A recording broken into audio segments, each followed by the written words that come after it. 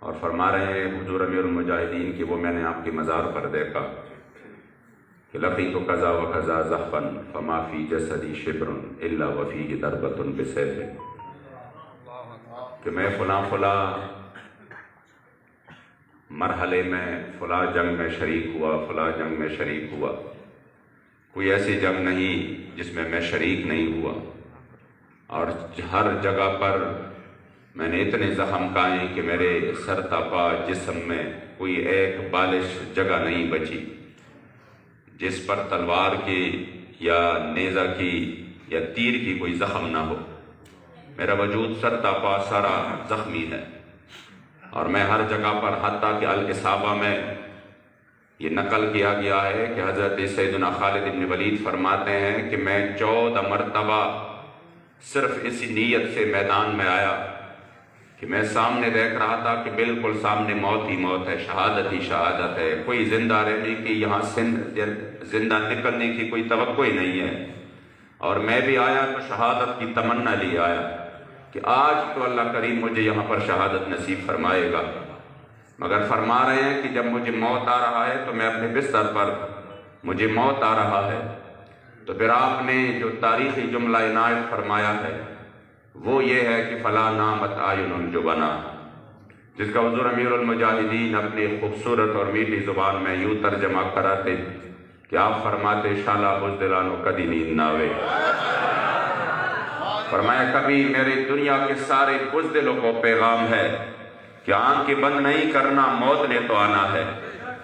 موت اگر صرف تلواروں کے سائے میں ہوتی تو خالد بن ولید میدان جہاد میں شہادت پاتا، موت اگر تیروں کی بارش میں ہوتی تو خالد بن ولید کو یوں بستر پر موت نہ آتی، موت اگر نیزوں کے درمیان ہوتی تو حضرت خالد کا وصال یوں نہ ہوتا۔ لہٰذا آپ نے آنکھیں بند نہیں کرنا، کیونکہ موت نے تو کسی بھی صورت میں آنا ہے، وہ گھر ہو، باہر ہو، وہ بیماری سے ہو، وہ حادثہ سے ہو، موت نے تو آنا ہے۔ تو موت کے ڈر سے حضور کے دین کی خدمت نہیں چھوڑنا، موت کے ڈر سے اسلام کے لیے آگے نکلنا اور اسلام کے لیے آگے بڑھنا، اس وجہ سے نہیں کہ نہیں ادھر مجھے موت آئے گی اور ادھر نہیں آئے گی، موت نے تو ہر حال میں آنا ہے، لیکن خدا کی قسم اس موت کا تو پھر مزہ ہی جدا ہے جو اسلام کی خدمت میں بندے کو موت آ جائے اور جتنے سوالات ہیں وہ اپنے عمل اور کردار سے وہ سارے سوالات کی جوابات ابھی سے دے آئے۔ پھر حضور امیر المجاہدین نے یہاں پر جو جملہ ارشاد فرمایا وہ یہ تھا کہ پھر میں نے حضرت سیدنا خالد بن ولید کی مزار مبارک پر ایک سوال کیا، اور وہ یہ کہ میں نے کہا کہ خالد بن ولید، اللہ کریم جل جلالہ نے آپ کو جو بہادری بخشی ہے، جس کے بارے میں سیدنا ابوبکر صدیق اکثر پڑھا کرتے تھے کہ اب مائیں عاجز ہو گئی ہے کہ وہ حضرت خالد بن ولید جیسا بیٹا جنے، آپ کو اللہ کریم نے جو بہادری دی ہے مجھے اسی کا خیرات چاہیے۔ اور پھر فرماتے ہیں کہ انہوں نے بھی وہ کرم نوازی کی کہ اس کے بعد کبھی میں کسی بھی موقع پر گھبرایا نہیں، اور یہ ہم نے اپنے آنکھوں سے دیکھا، جب سارے گھبرا جاتے تھے حضور امیر المجاہدین اسی وقت جب خود تو ویسے بھی وہ بہادر تھے اوروں کو بھی بہادر بنا دیتے۔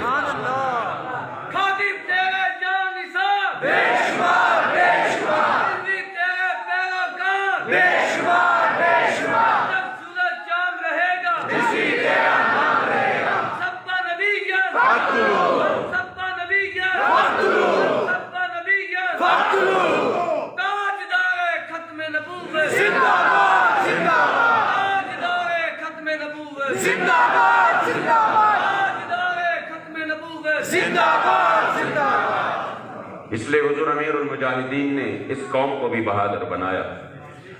اور جس چیز سے کفر اور مغرب ڈرتے ہیں وہ یہی ہے کہ وہ مومن اور مسلمان کی غیرت ایمانی اور حمیت سے ڈرتے ہیں۔ ان کے سامنے اگر ایک بھی بندہ ایسا ہو جس میں غیرت ایمانی ہو، وہ کہتے ہیں یہ کروڑوں پر باری ہے، یہ ان کے پہ قوت پر بھی باری ہے، کیونکہ اس میں غیرت ایمانی ہے، اور غیرت ایمانی مومن بندے کا وہ لازوال قوت ہے جس کو شکست دے نہیں جا سکتی۔ وہ طلحہ نے اپنے حواریوں سے پوچھا کہ مسلمانوں کے پاس کیا قوت ہے کہ جب بھی وہ میدان میں آتے ہیں ہمارے ہزاروں کا لشکر اور وہ کئی سو آ جاتے ہیں اور ہماری لشکروں کو شکست دے جاتے ہیں۔ وہ کون سی طاقت ہے ان کے پاس کہ وہ ڈرتے نہیں ہیں؟ وہ کون سی طاقت ہے ان کے پاس جو ہمیشہ کم ہو کر آتے ہیں اور زیادہ کو شکست دے جاتے ہیں؟ تو ان کے حواریوں نے ان کو بتایا لیس منا رجل الا وهو يحب ان يموت صاحبه قبله وَإِنَّا لَنَلْقَى قَوْمًا كُلُّهُمْ يُحِبُّ أَن يَمُوتَ قَبْلَ صَاحِبِهِ کہ رہے ہمارے میں سے کوئی ایک بھی بندہ ایسا نہیں ہے کہ وہ یہ چاہتا ہو کہ میں میدان میں نکلوں، وہ یہ چاہتے ہیں کہ یہ جو میرا ساتھی ہے یہ مجھ سے آگے ہو تاکہ اگر کوئی تیر آ جائے اس کو لگے میں بچ جاؤں۔ وہ اپنے ساتھیوں کو آگے کر دیتا ہے اور ان کے دل میں یہی تمنا ہوتی ہے کہ اگر موت آ بھی جائے، تیر آ جائے تو مجھے نہ لگے، پہلے ان کو لگے۔ لیکن ہم اس قوم سے لڑ رہے ہیں جس میں سے کوئی ایک بھی بندہ ایسا نہیں ہے جو یہ چاہتا ہو کہ یہ مر جائے میں بچ جاؤں۔ سارے چاہتے یہی ہے بھائی کاش آج تو حضور کے دین کے لیے مجھے شہادت کی موت نصیب ہو۔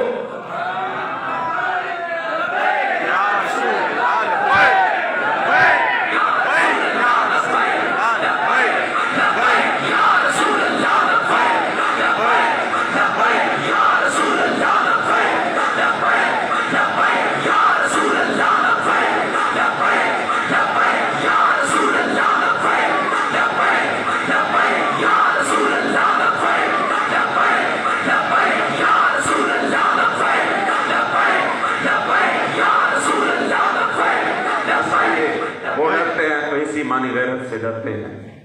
ان کو پتا ہے کہ جب وہ اپنے وقت کی سپر پاور جو اپنے آپ کو کہتے تھے جب ان کو خط بیچتے ہیں تو کس انداز سے بیچتے ہیں؟ ان کا انداز یہ ہے کہ فرماتے ہیں من خالد بن الولید الى رستم و مہران و ملائن فارس والسلام علی من اتبع الہدی ما بعد فإنا ندعوکم الى الاسلام فإن أبيتم فاتوا الجزية عن يد وأنتم صاغرون وإن أبيتم فإن معنا قوما يحبون الموت كما يحب الأعاجم الخمر۔ وہ اپنے وقت کی سپر پاور کو کہہ رہے ہیں کہ اسلام میں داخل ہو جاؤ، اگر اسلام میں داخل نہیں ہوتے پھر جزیہ اور ٹیکس ادا کرو، اور اگر جزیہ اور ٹیکس آپ ادا نہیں کرتے تو حضرت سیدنا خالد بن ولید فرماتے ہیں پھر سن میرے پاس محمد عربی صلی اللہ علیہ وسلم کی وہ غلام ہے کہ اتنا پیار آپ کو شراب نوشی سے نہیں ہے جتنا پیار حضور کے غلاموں کو حضور کے دین کے لیے اپنے سر کٹانے سے ہے۔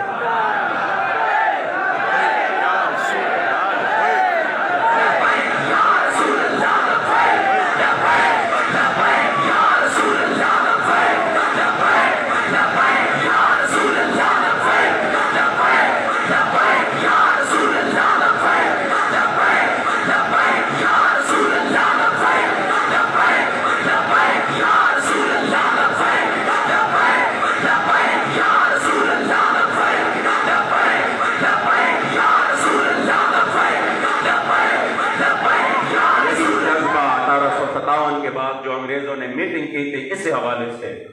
کہ مسلمانوں سے وہ کون سا جذبہ نکالنا ہے جس کی وجہ سے وہ مسلمان جو پوری دنیا پر حکومت کرتے ہیں،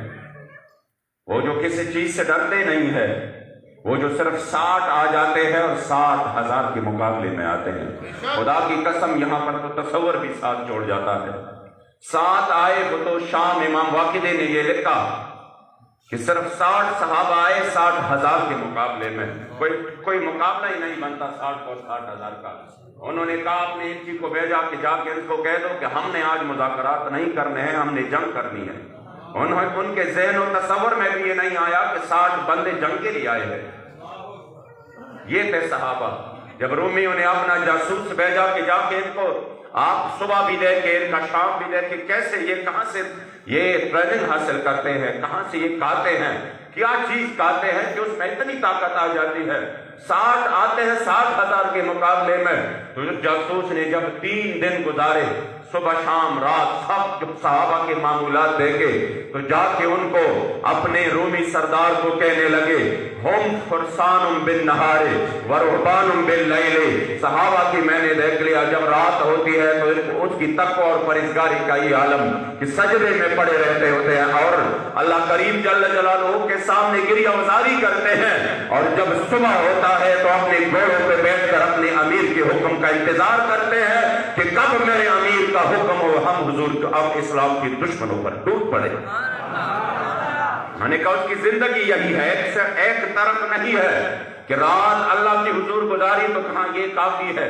اب ہمیں کہیں پر نکلنے کی ضرورت ہی نہیں ہے۔ نہیں، کہہ رہے کہ جب عبادت کا وقت تو سب سے بڑے عبادت گزار ہوتے ہیں، جب جہاد کا وقت تو سب سے بڑے مجاہد ہوتے ہیں۔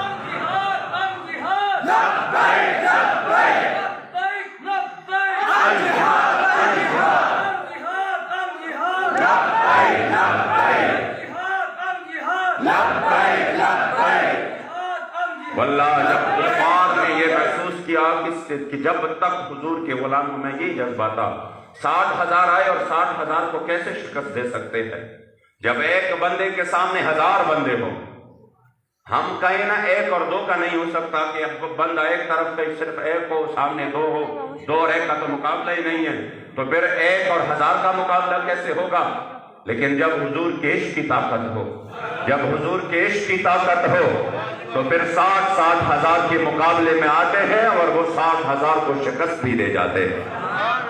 انہوں نے کہا ان سے تو ہماری مذاکرات ہم نہیں کریں گے۔ حضرت سیدنا خالد اور ذرار بن ازور نے کہا، یہ وہ صحابی تھے جو اپنے امیر سے بار بار یہ اصرار کرتے تھے کہ میں نے اکیلے لڑنا ہے۔ حضرت ذرار بن ازور اور حضرت اس کی جو بیٹے خولہ بنت ازور، ان کی بھی تاریخ میں عجیب واقعات ہے، بندہ حیران رہ جاتا ہے۔ خولہ بنت ازور وہ بھی اکیلے لڑتے تھے، تو حضرت ذرار بن ازور یہ اکیلے اجازت لینا چاہتے تھے کہ میں نے آج پورے لشکر سے لڑنا ہے، پورے لشکر سے میں نے لڑنا ہے۔ انہوں نے کہا یہ طاقت ان کی جب تک ہو ان کے پاس، ہم ان کو شکست نہیں دے سکتے، یہ تو ایک سارے لشکر کے مقابلے میں آ جاتے ہیں۔ ان کے تو چھوٹے بچے معاذ اور معوذ وقت کے اس امت کے فرعون کے سامنے آ جاتے ہیں، اور اس کو کہتے ہیں حضرت عبد الرحمن ابن عوف فرماتے ہیں کہ میں بھی سوچ میں تھا کہ میرے تو یمین اور شمال دونوں طرف سے اگر کوئی مضبوط بندے ہوتے تاکہ یہ سائل میرے محفوظ ہوتے تو مجھے آگے بڑھنے میں آسانی ہوتی۔ کہ میں یہ سوچ رہا تھا کہ ایک نے مجھے کہا یا اتعرف ابا جہل، اے چچا جان ابو جہل کو جانتے ہو؟ میں نے کہا جی جانتا ہوں۔ کہہ رہے کہاں پر ہے؟ میں نے کہا کام کیا ہے ان سے؟ کہا مجھے خبر ملے ہے حضور کو اذیت دے رہے، میرے کریمہ کا کو تکلیف دے رہے ہیں، خدا کی قسم اگر میں ان کو دیکھ لوں تب تک میں ان سے جدا نہیں ہوں گا کہ جب تک کسی کا اگر فیصلہ پہلے ہو اس کا فیصلہ ہو جائے۔ میں نے کہا یہ دیکھ لو چھوٹے بچے ہیں اور جذبہ کتنا ہے۔ جو ہی میں نے کہا وہ سامنے ٹہل رہا ہے تو وہ اسی وقت شیر کی طرح ان کے اوپر جھپٹ پڑے۔ انہوں نے کہا جب تک یہ جذبہ حضور کے غلاموں میں ہو تب ان کو شکست دینا ممکن نہیں ہے، اس لیے تمام کی تمام طاقت، قوت اور جتنی اسباب اور وسائل ہے وہ اسے کے لیے صرف کر دو کہ مسلمانوں سے یہ جذبہ نکل جائے۔ تب انہوں نے جو ہے نا عجیب طریقوں سے مسلمانوں کے خلاف یہ میدان گرم کر لیا۔ کسی نے کہا جہاد کی کوئی اہمیت اب نہیں، جہاد کی اب کوئی ضرورت نہیں رہی۔ ہاں میں جو ہے نا بالکل مفت میں مسجد میں گھر میں کسی بھی جگہ بیٹھ کر کھانا بھی کھاؤں، سب کچھ کروں، اس کے بعد ڈرائی فروٹ بھی، اس کے بعد کہوہ اور چائے بھی، تو جو مجاہد کو جو ثواب میدان جہاد میں ملتا ہے ہمیں ادھر ایسا ہی ثواب ملتا ہے۔ کسی نے کہا کہ نہیں آپ ان سے جہاد کریں گے، آپ ان کو کاٹ دیں گے، آپ اس کو ماریں گے، وہ جہنم میں جائے گا، ہم دعوت دیں گے وہ جنت میں جائے گا۔ کسی نے کہا کہ نہیں جہاد کی بالکل فرضیت سے انکار کر دیا۔ انہوں نے کہا جہاد کی کوئی ضرورت نہیں، اب اسلام صرف امن کا درس دیتا ہے، اور وہ بھی کس وقت؟ میں خدا کی قسم مجھے یاد ہے میں اسی وقت بالکل قریب ہی افغانستان کا جو بارڈر ہے ترخم، اس کے قریب ہمارا مدرسہ ہے، کوئی 1 گھنٹے کا سفر ہے۔ میں ادھر پڑھ رہا تھا تو یہ باہر والے آتے تھے انٹرویوز لینے کے لیے۔ جس وقت وہ عمارت اسلامی افغانستان پر آگ برسا رہے تھے، مسلمان اس میں جل رہے تھے اور مسلمانوں کا زخم کے جسم ہر جگہ پر چور چور تھا۔ عراق میں وہ لاکھوں بچے شہید کر چکے، اس طرح یمن میں ہر جگہ پر، برما میں، اور مسلمانوں کے قیدیوں سے کنٹینر بروا کے اس کے نیچے آگ لگا کر اس کو بھون ڈالتے، اور پھر ان کی جو مسلمانوں کی جو حالت قیدیوں کے جیلوں میں ان پر کتے چھوڑے جاتے۔ یہ تمام حالت جس وقت مسلمانوں کی ہو رہی تھی اسی وقت آپ اس بات کی گواہ رہیں گے، خدا کی قسم یہ کوئی مبالغہ رائی نہیں ہے، کوئی جھوٹ نہیں ہے، میں خود ان کی گواہ ہوں۔ اسی وقت جب یہ سب کچھ ہو رہا تھا، اگر ٹی وی پر کوئی اسکالر بیٹھا ہو، اگر ممبر پر کوئی عالم بیٹھا ہو، اگر کوئی انٹرویو دے رہا ہو، تو ان سب کے زبان پر صرف ایک ہی لفظ تھا، اور وہ یہ تھا، وہ بات بھی کوئی اور پوچھتے یہ آگے سے جواب دیتے، اسلام تو بڑے امن کا درس دیتا ہے،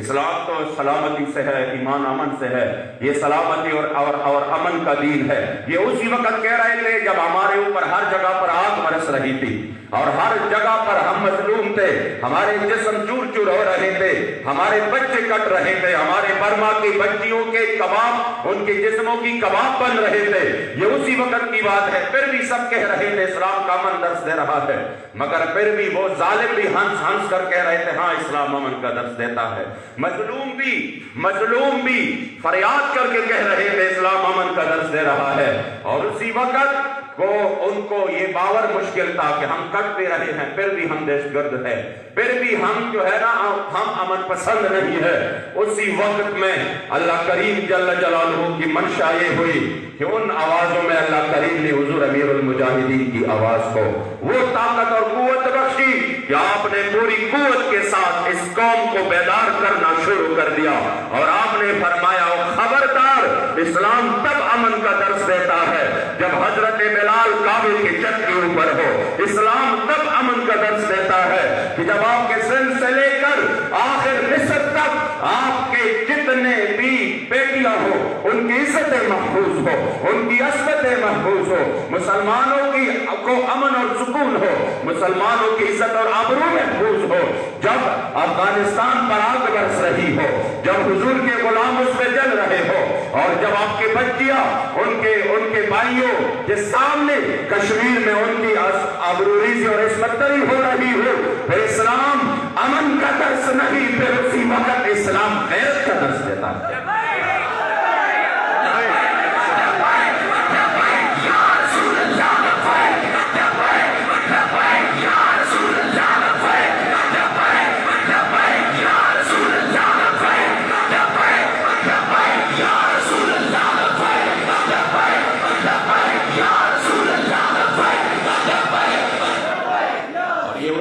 بات ہے ابھی تک یہ کچھ ہو رہا تھا کہ پھر انہوں نے اس کے لیے جو بورڈ دستار والے خریدے، وہ جا کر باہر امن کانفرنسز کرنے لگے، بڑے بڑے صوفی کانفرنس کرنے لگے، اور کہا صوفیزم یہ ہے کہ ہم نے کسی کو کچھ نہیں کہنا۔ فرما رہے تھے صوفیزم یہ ہے ہم نے کسی کو کچھ نہیں کہنا، اور یہ اسلام کی اصل روح ہے کہ ہم پر امن ہے، ہم کسی سے کچھ نہیں کہتے۔ اور ان کی جو ہے نا ان کے پیچھے آپ خود یہ سوچیں کہ جب کسی کانفرنس کی میزبانی مودی کر رہا ہو، جب کسی کانفرنس کی میزبانی اس وقت ٹرمپ کر رہا ہو، یا امریکہ کی جو کوئی اور صدر کر رہا ہو اور اس کے لیے پیسہ لگا رہا ہو، اور خود اپنے ویزے دے رہا ہو، آ جاؤ یہاں پر آپ صوفی کانفرنس کرو،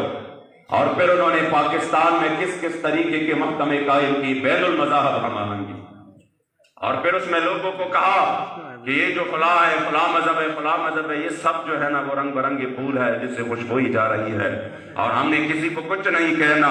اسی وقت اگر کسی کی گرجدار آواز گونجی کہ او خبردار بین المذاہب ہم آہنگی والو، ان الدین عند اللہ الاسلام، تو وہ گرجدار آواز حضور امیر المجاہدین کی تھی، جنہوں نے وقت کی ظلم و جبر کا کوئی پرواہ نہیں کیا۔ کچھ لوگوں کو شاید ابھی یہ جان رہے ہوں گے کہ نہیں فلاں نے آپ کے گھر کے اوپر حملہ کیا، فلاں نے گھر کے اوپر حملہ کیا، لیکن جو آپ کی دیرینہ ساتھی ہے جنہوں نے اپنی زندگی کا اکثر حصہ حضور امیر المجاہدین کے ساتھ گزارا ہے، ان کو یاد ہے کہ پہلے دور مشرف میں حضور امیر المجاہدین پر کتنے ظلم ہوئے، زرداری دور میں کتنے ہوئے، پھر نواز دور میں کتنے ہوئے، پھر عمران دور میں کتنے ہوئے۔ حضرت ہم نے سنا تھا جب علیہ استقامت حضرت امام احمد بن حنبل کے بارے میں کہ انہوں نے زمانے کے 3 جابروں سے ٹکر لی قرآن کی عزت کے لیے، قرآن کی ابرو کے لیے، جب وہ ان کو کوڑے لگاتے تو یہ جب علیہ استقامت پکار اٹھتے القرآن کلام اللہ غیر مخلوق وہ کوڑے لگاتے،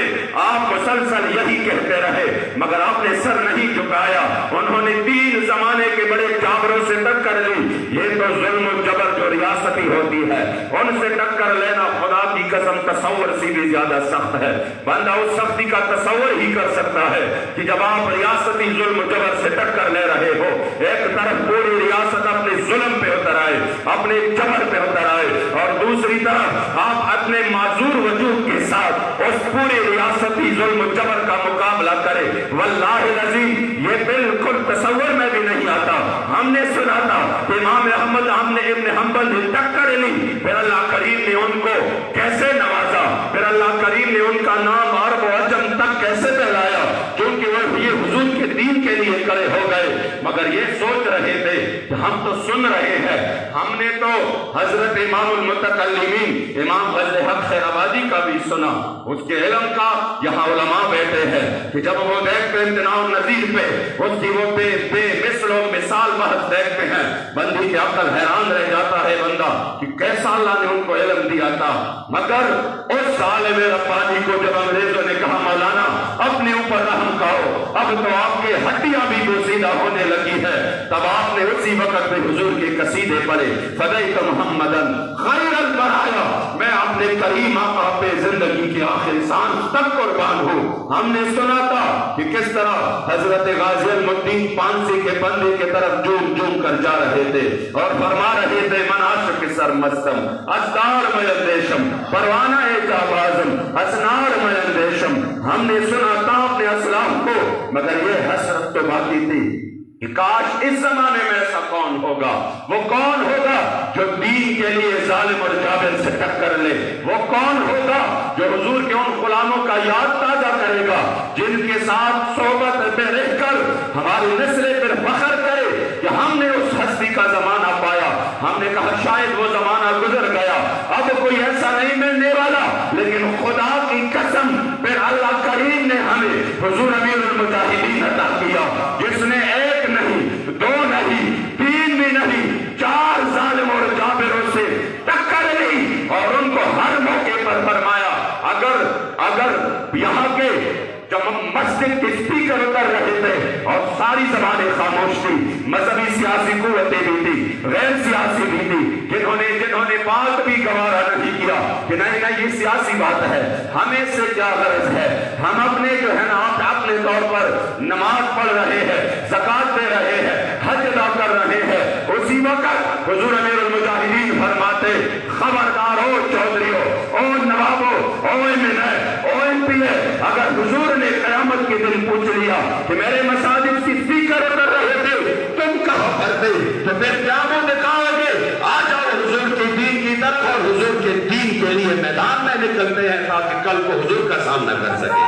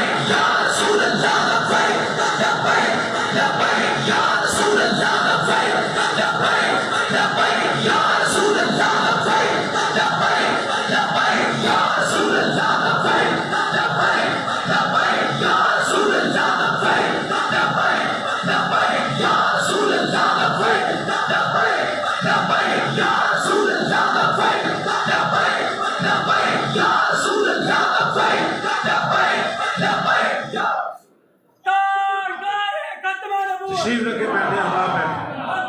بیٹھے تشریف رکھے زندہ باد زندہ باد تشریف رکھے آپ تشریف رکھے من سب نبیان من سب نبیان جاری